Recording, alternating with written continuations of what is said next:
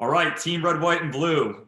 I'd like to welcome Colonel Retired Shane Kimbrough to the podcast and the Zoomcast.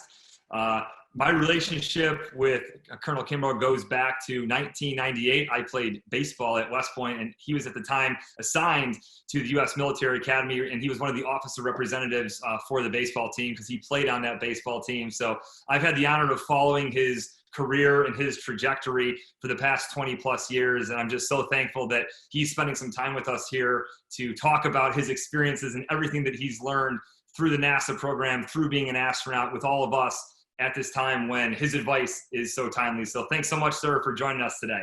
Great to see you, Mike. Thanks for having me on. Awesome. So maybe the first place we can start with, and you and I talked about this a little bit, but the idea of quarantine.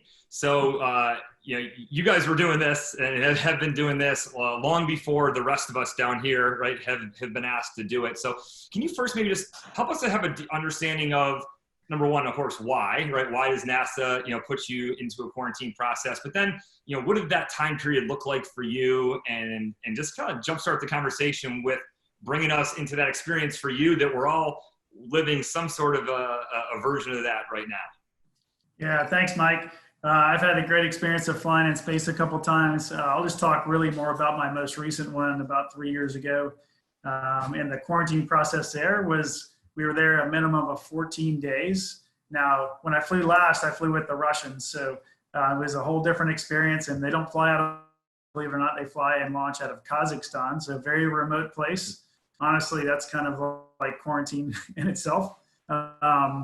So the way it happens is you go over to Russia about 2 months prior to launch. So honestly, you're saying goodbye to most of your friends and family at that point. So several months before you even leave.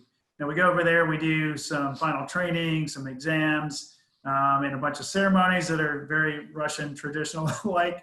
And then really about 2.5 to 2 weeks before launch is when we get on a plane and head down to Kazakhstan to officially begin this quarantine process that a lot of us now are familiar with, or at least the word, but the way it looked down there was a bit different. So I just wanted to share that with the folks and give you some perspective. So we had like I would call it a very small compound down there.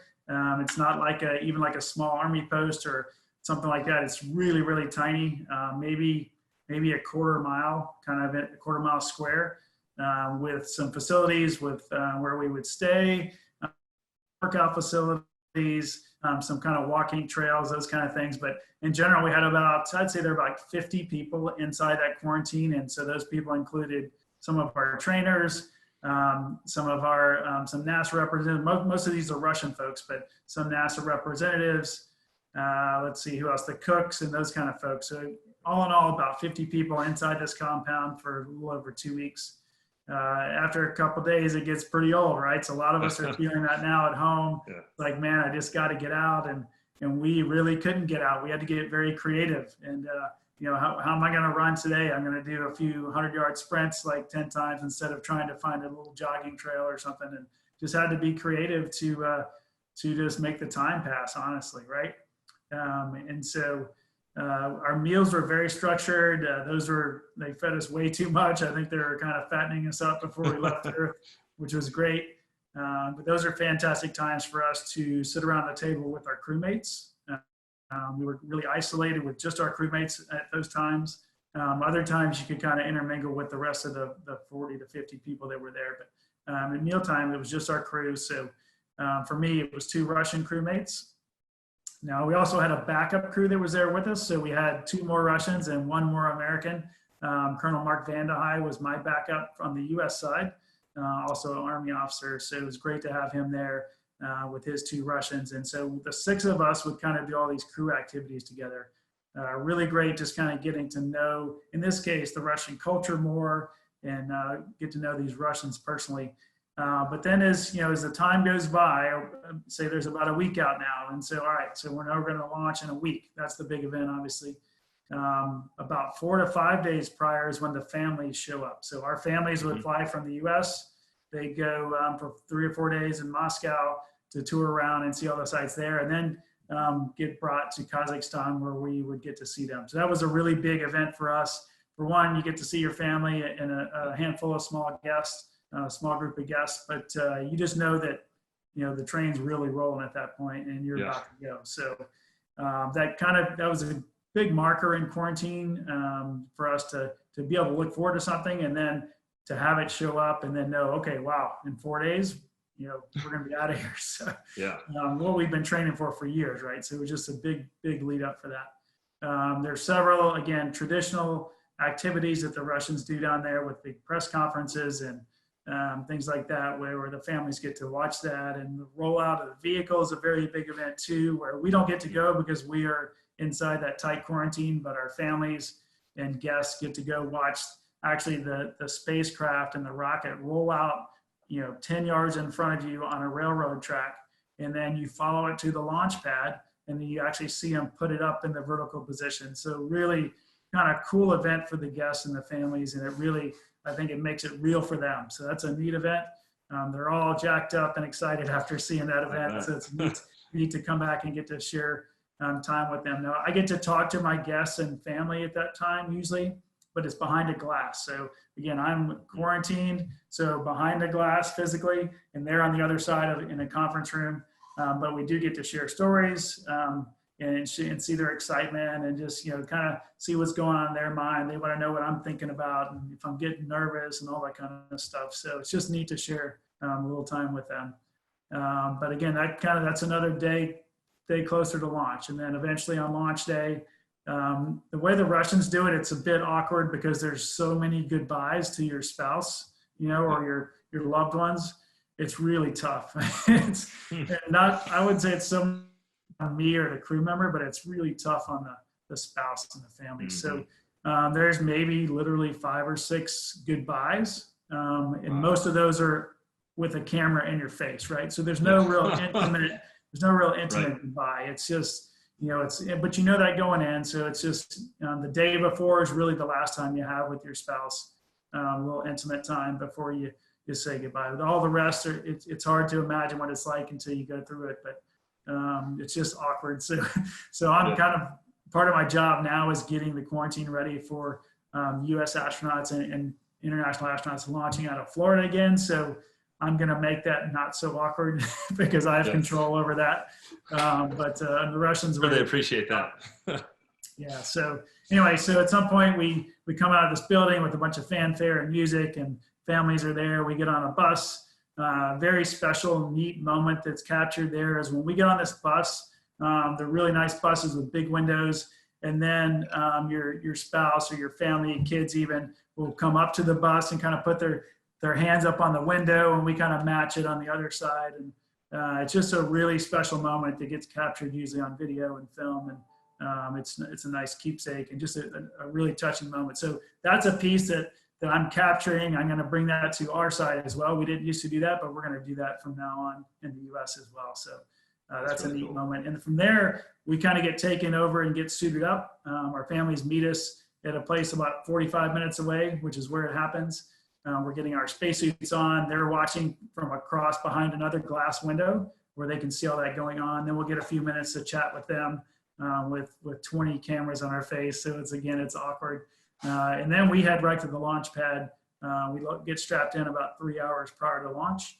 And then we're heading off to space to try to catch the space station. So it's crazy, 3 hours. The purpose for all that is most of you probably know is to not take anything with us to the International Space Station. So there's crew members that are up there. In our case, there were 3 waiting on us when we got arrived. And of course, if our crew brought any cold, any sickness, any flu, anything like that on board, everyone would get it very quickly. So the quarantine process tries to prevent that. And honestly, it's been unbelievably successful on the US and the Russian side. So it's a proven process.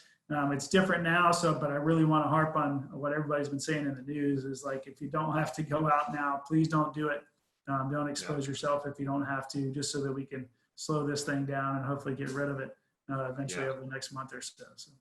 Yeah, That's awesome. Very cool. I mean, just I just envisioning like that whole process and just like how almost surreal it must have been to go through that, because it feels, even just like the quasi quarantine process here feels like surreal, like a little bit when you go into a grocery store to buy food or whatever it may be. So that's awesome. So now these next 6 months, right? So you're in command, you're leading the efforts up there on the International Space Station, and obviously you're having interactions with your crewmates, and there's obviously communications going on back and forth with people, down on Earth. So can you just kind of just walk us through just the psychology behind it all, right? So like when you're down here on Earth, right, there's just so many people that you run into and that you interact with and you see, and you can just pick up the phone, you get a text message, you check right? The volume of interaction is just so intense. And I think that for a lot of us, one of the things that we're struggling with, and it's challenging for us, is that just the volume, certainly of in-person interactions, but even I think even the virtual interactions are taking on a different flavor today, just because people are so out of sorts in terms of the routines. Like, can you just walk us through a little bit of again, the psychology? Is there anything that they do in the train up to prepare you for that I could call it isolation, but being mostly isolated from other people? Like how did that train up go? And then in execution, when you're up there, like what takeaways do you have, I guess, that we can think about in terms of our own process for these next at least 4 weeks, maybe more? Yeah, great questions, Mike. So I'll start on this, and if I get off track, please bring me back on. But so it's an incredible experience, obviously, to go to space and to have the honor to do that, represent my nation, and represent the Army. For me, was just absolutely incredible. So this was a very different trip than my first one. The first trip I had was on the space shuttle. All the space shuttle missions that we used to have were generally about 2 weeks long. So, it's kind of just like a business trip, right? So you're just gone a couple weeks and you're home. This one is what we call long duration, much different. So it's more like a marathon pace, right? And honestly, I think that's what we're going to start getting into now with the situation we have with COVID, right? We kind of thought it was going to be quick and done, but it's really not, right? So we got to really have this endurance for all of us here that I also had to have up on the space station, right? So it was more of a marathon pace versus a sprint pace.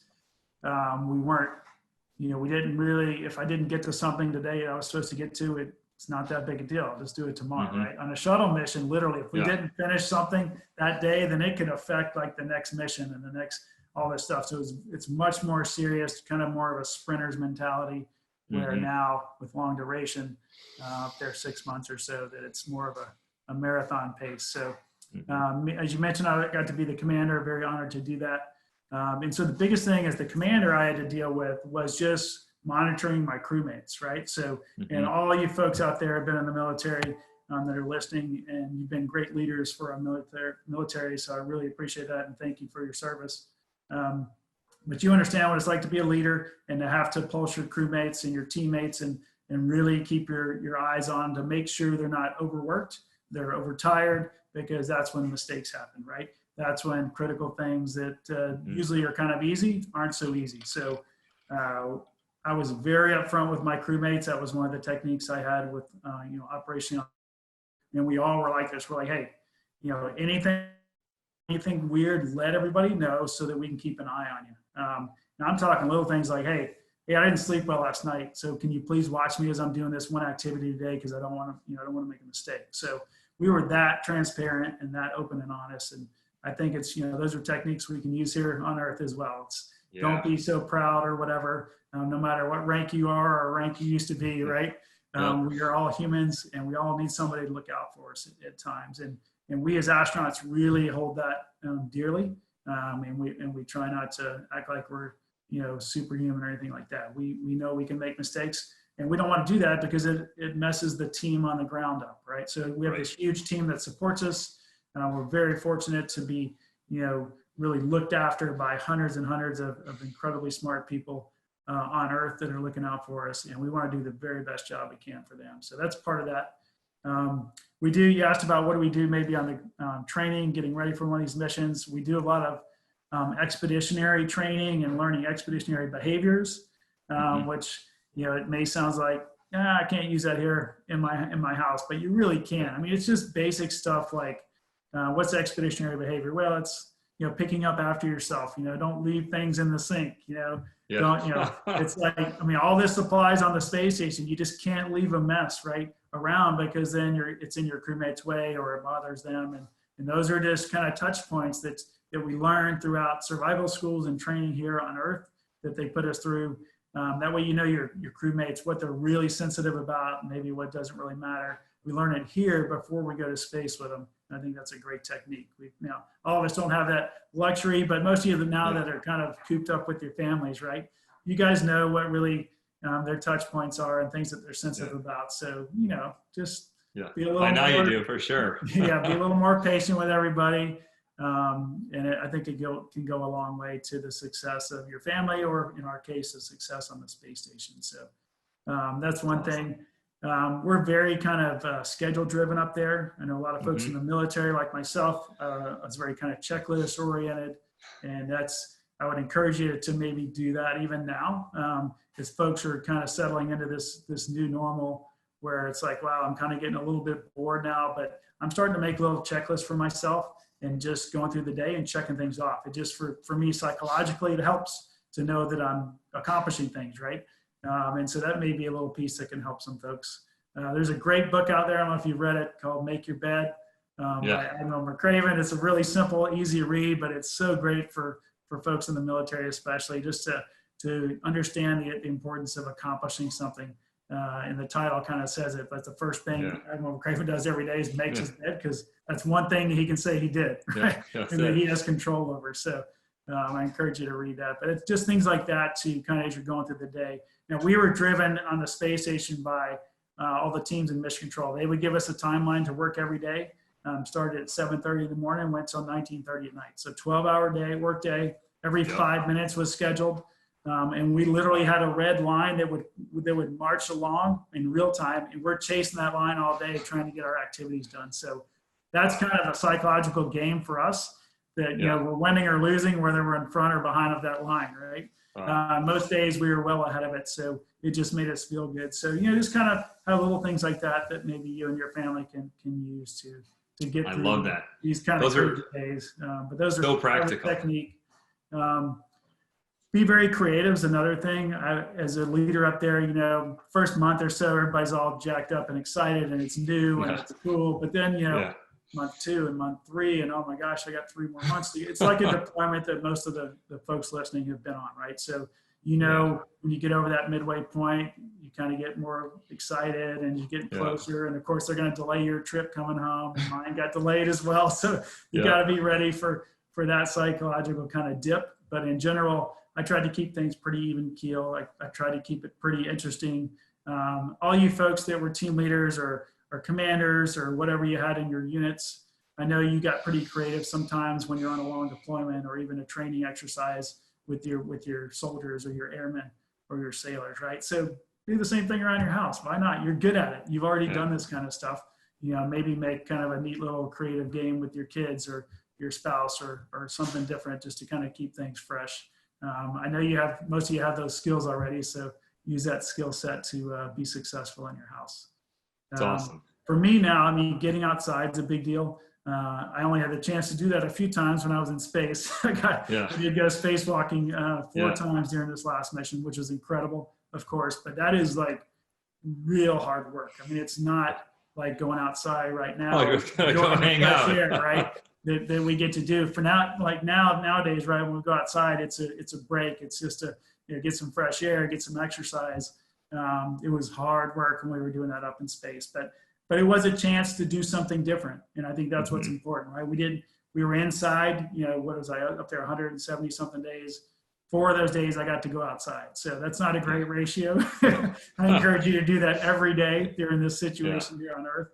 And it was something different. And it allowed us to kind of have that experience, that shared experience with other folks, my colleagues in particular, that we got to have this unique bond now, because we got to do such a cool thing like going outside. Can you tell us a little bit, just briefly, like this, I guess a little bit of the science behind it? So like, why is it so challenging and such hard work? Because again, I think a lot of us would look at that like, oh, you get your, the spacesuit on, you get to go out, outside the ISS, but like, it's like, what is like the science, I guess, behind it that makes it so hard? Yeah, so the big white spacesuit that you've seen us in, it's incredible. It weighs about 300 pounds, believe it or not. Yeah. So in space, it doesn't weigh anything. That's the good news, but Right. it's still a big mass that you have to move around. Now, it's also pressurized. So before we go outside, it gets filled full of air, right? And makes the suit really stiff. So anytime you're moving your hands, we pretty much move our hands all the time out there. We're not walking, even though it's called spacewalking. You move around with your hands, you're driving tools with your hands. So anytime you move your hands, you're fighting the pressure of that spacesuit. So it really wears your hands and your forearms out very quickly. We're outside about 7 hours on average when we're outside. So it's a long day. You know, it's a good long work day or a school day. If I'm talking to kids, that's what I'll say. I was like, yeah, we're outside your whole school day, except we didn't get recess or lunch or anything like that, right? So just controlling that suit and managing the suit, which really is your own little spacecraft. If you think about it, you have communication, you have water, you have air to breathe. So it literally is your personal spaceship that you're managing. Managing that suit is what physically wears you out. Mentally, it's even more demanding, I think, because the stakes are really high out there, right? There aren't bullets flying around that can kill you, but there's no atmosphere. So anything goes wrong with your suit, something hits you, whatever, and there's an escape to space, you're done, right? So it's kind of the silent killer that's out there, which, you know, in a way, honestly, we can equate it to what's going on now. Like this COVID thing is, it's kind of a silent thing. Like nobody knows where it is, who's got it, you know, and that's why we're trying to minimize our exposure, and hopefully everybody is. But I kind of equate it to that. So it's just, it keeps everybody a little anxious because you just don't know where it is, right? And that's the similar when we're going outside. It's very mental. You're really concentrating on everything you grab, every tool that you bring out.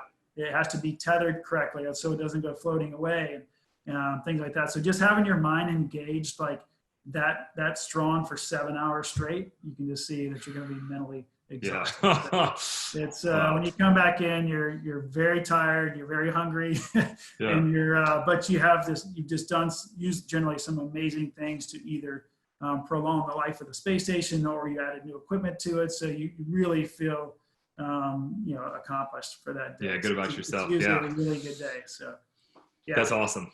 Very cool. And so on that, I guess one more question about your experience up there. First of all, amazing advice. I love the ideas that you talked about, you know, in terms of, you know, like the expeditionary mindset of just, you know, taking care of yourself and doing some of these small little things can have such a huge impact, as you know.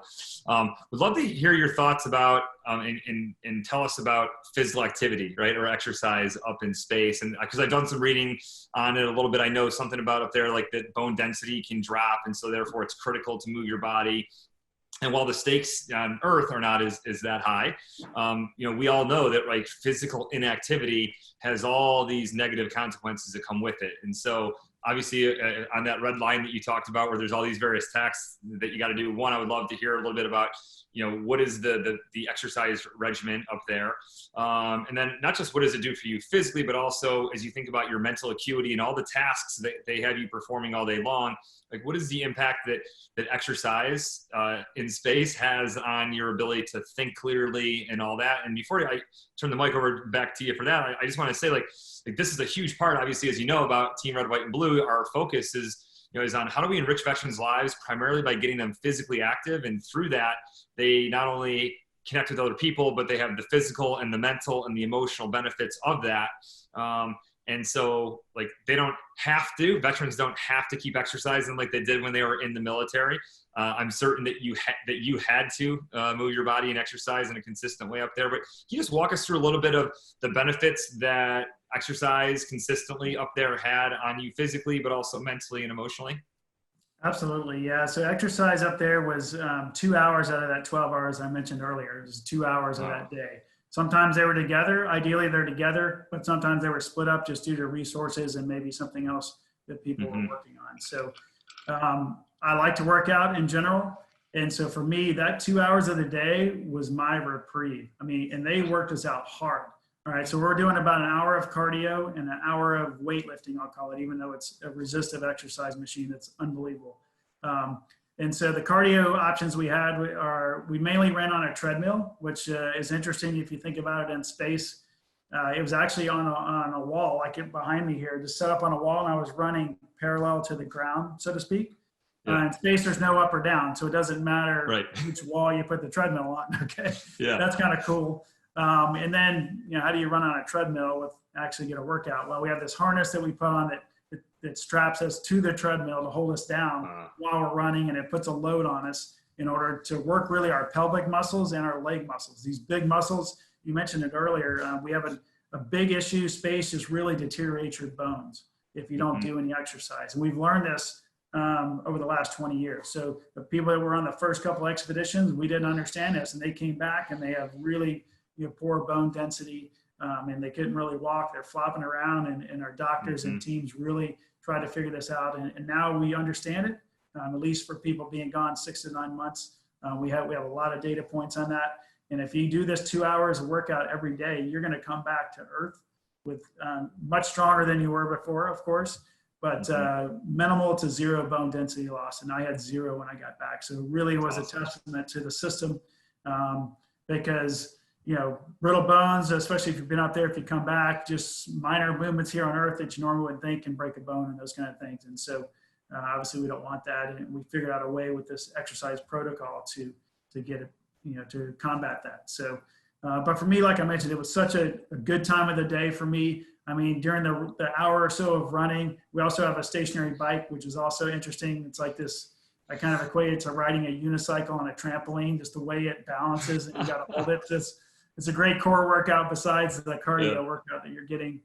But you just you put a little laptop right up in front of you. You're going to watch a 45-minute, TV show. Most TV shows are 42 to 45 minutes. The hour-long ones on TV. So, I caught up on the West Wing or whatever, series that you wanted to watch. Yeah. You could do that during that time.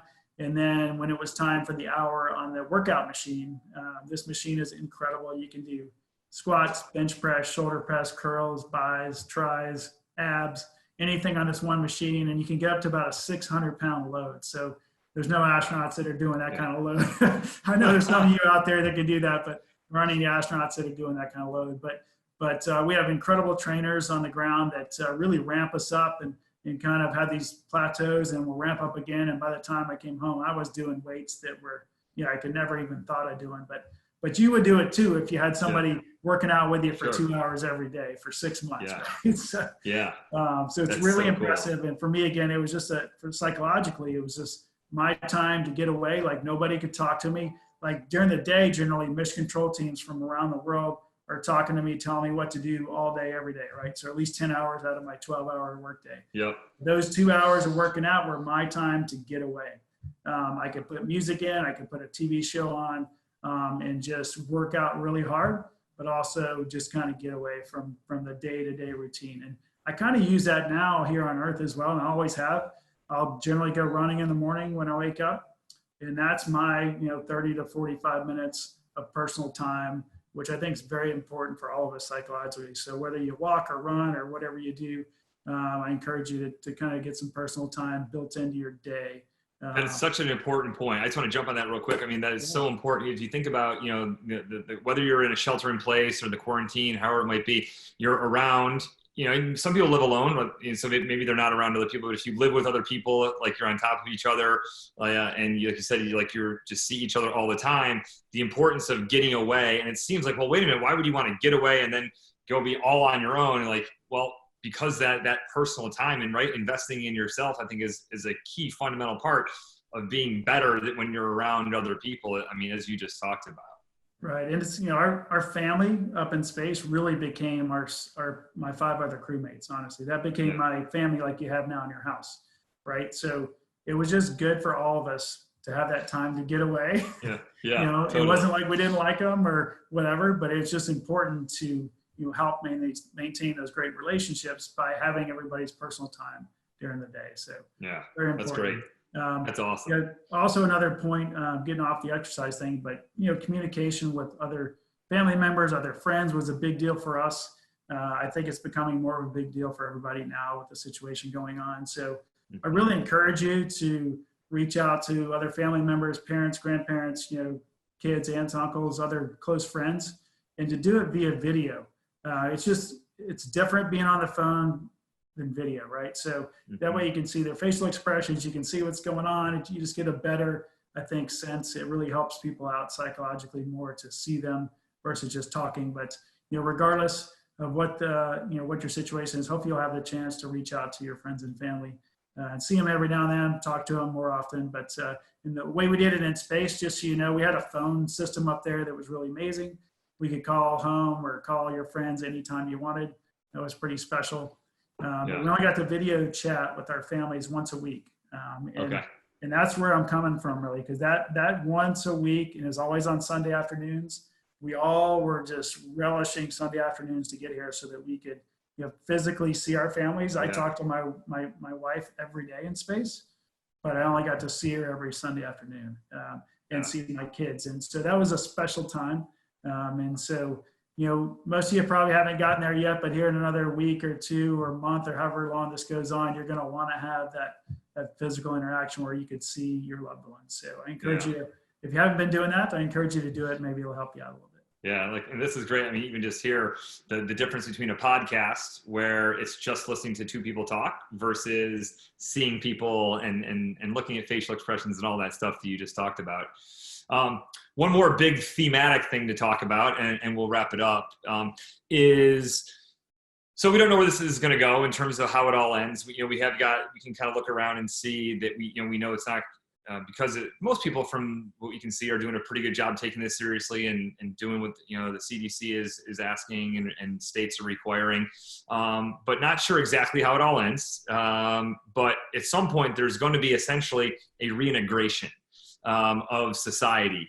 I've already noticed, even like when I go to the store, like, a couple times a week to buy groceries, like people like kind of tuck their heads away. Like they don't like, people just are not very, they're kind of very much keeping to themselves. And I think part of it is, out of fear and respect for the virus. But I think part of it is also kind of push us psychologically. And I kind of talked about this idea of like that you shouldn't call it social distancing. It's really physical distancing. Yeah, I agree. Right? Because totally agree. again, that's so like, no, we want to continue to be social. And when you see people, hey, they can be 10 feet away. Hey, how you doing? Good morning. So, but at some point, like this is something that all of us, who have been in the military, have left the active duty guard reserves and become, for those who have and become a civilian, those of us who have deployed to Iraq, Afghanistan, wherever, come back to the United States. Like, so reintegration has taken place in a lot of different ways for veterans. And what I'm very interested in is going to be how does this all play out, right? So when the some of the orders are rescinded and the restrictions are lifted,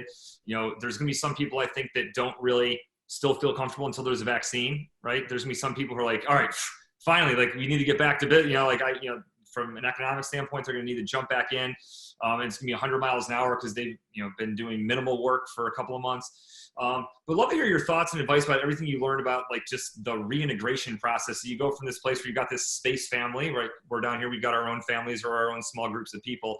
And now it's back down here and it's like, I imagine to a certain extent it had to be from a stimulation standpoint, like a bit overwhelming. Like now all of a sudden there's people around you. Like, so what does that process look like from when you hit the ground, to begin the transition? Because I know it's not like you hit the ground and then there you go. I know there's a process to help sort of like you make that transition in, but then anything that you learned in that journey that can be useful to us as we think about this when that time comes.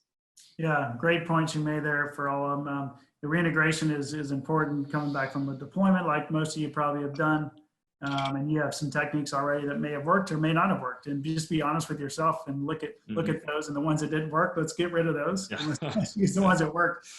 For me, the big thing was just kind of taking it slow. Like I didn't want to come into this. My wife and son were at the house at the time. My daughters had gone to college, and I didn't want to come in and kind of try to be the commander, so to speak, right? Yeah. Like I'd been for 6 months.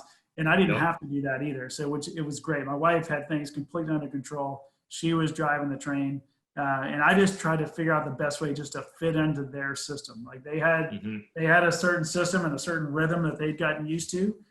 They didn't want to have that opportunity, honestly, right? Yeah. Like no deployed families want, but you're just kind of put in these situations sometimes. And so I would just be cautious as we, whenever this thing gets done, to just kind of take things slow, be really cautious still, especially when I think people be wiping things down. If they get on an airplane to travel all the time, they're gonna be wiping their seat, and things are just gonna be different. They honestly are for decades probably, or maybe forever. And so don't think you're immune, because this disease has shown that nobody is immune.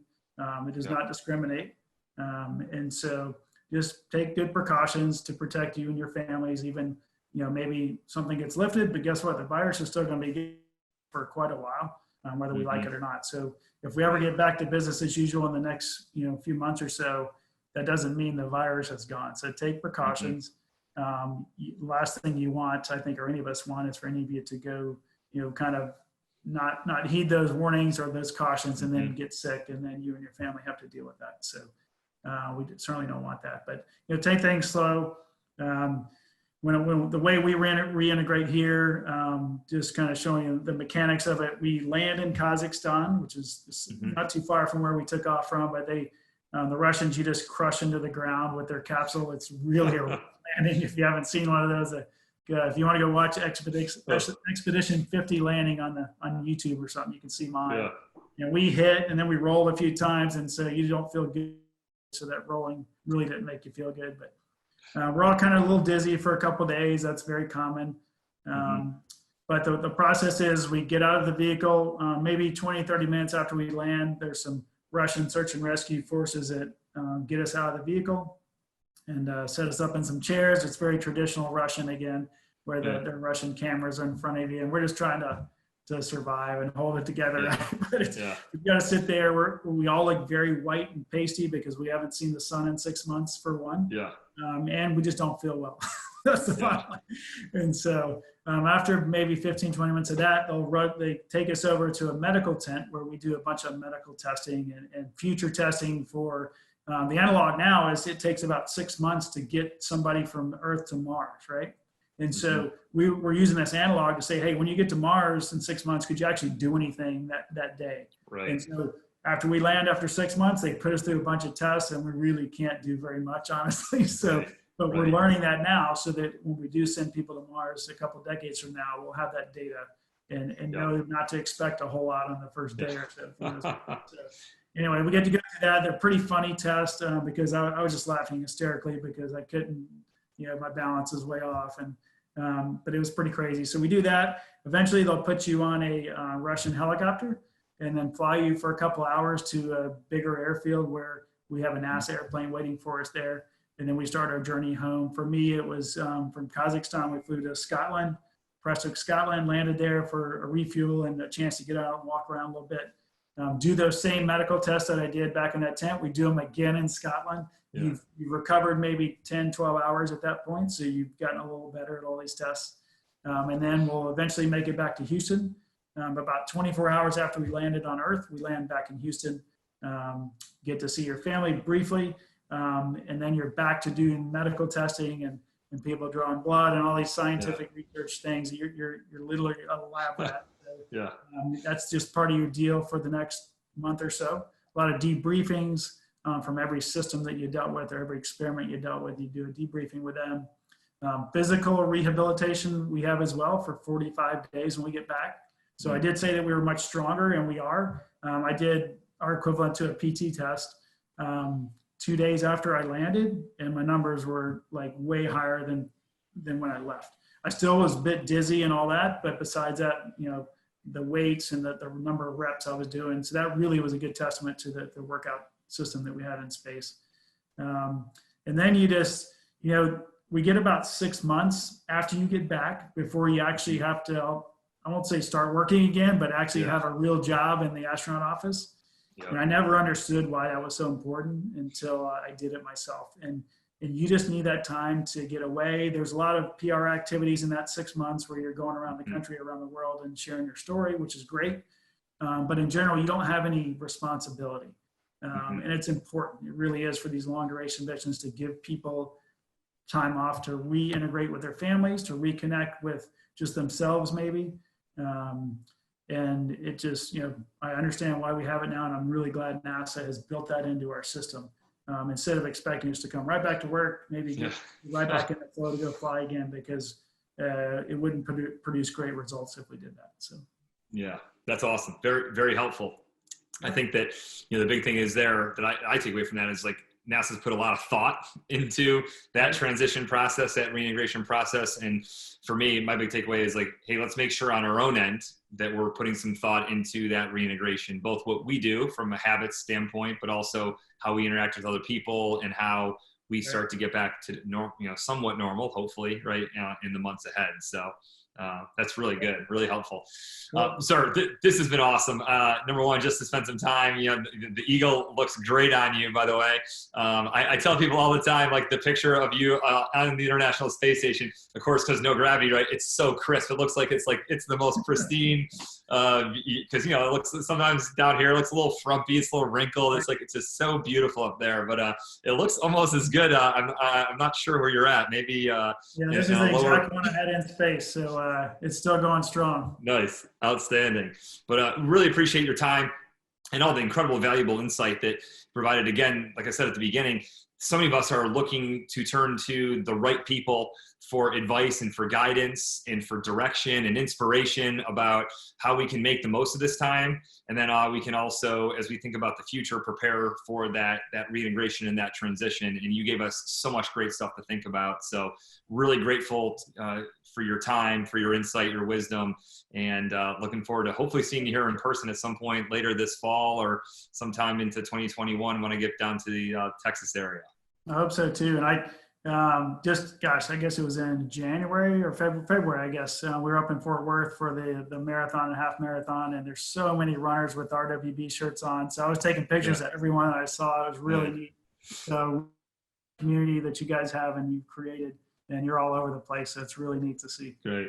Yeah. Well, thank you so much. And it's awesome. Well, we draw inspiration from people like you, and we're thankful for your support. And again, for all your guidance that you shared with us today. So I hope you have a great rest of the day, and we'll talk to you soon. Thanks, Mike. Take care. Thanks a lot, sir. Yeah.